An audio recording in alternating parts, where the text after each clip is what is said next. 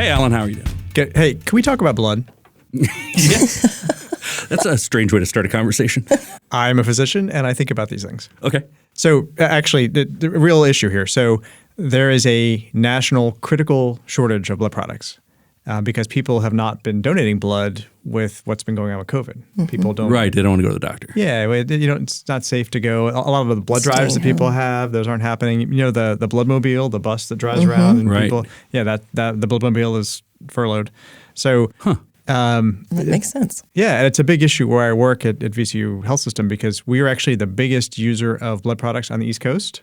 Wow. I didn't realize that. And you have a shortage? Yeah, well, so it's a national shortage, and so they have to prioritize things, but it affects us, but it affects every hospital around the country.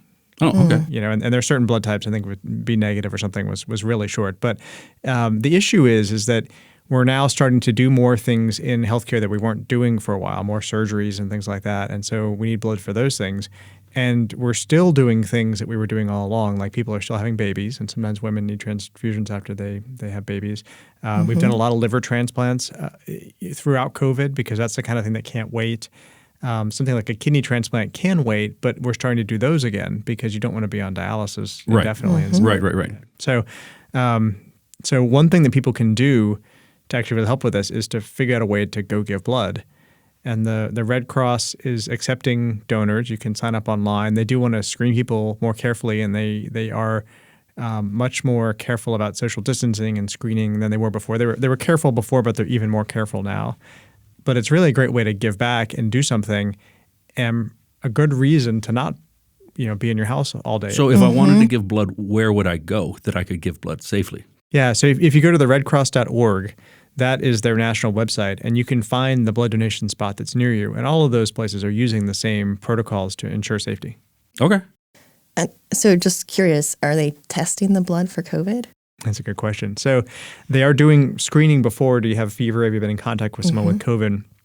My sense is that they probably are, but I don't know that for a fact. We don't really know how many people have asymptomatic infection or have had COVID and didn't really know it and now have antibodies. And so I bet that there are some interesting studies going on looking at the blood supply. That's common for them to do things like that. But if I want to give blood, I'm not going to give blood and then assume that I can get a test back. I'm giving blood just out to make the world a better place. Right. Yeah. You should never give blood for the idea of testing because you're not sure what they're going to do. I mean, if you feel bad, don't do it. But there are certainly people that have learned about diagnoses for all sorts of things by giving blood that you have something abnormal come back.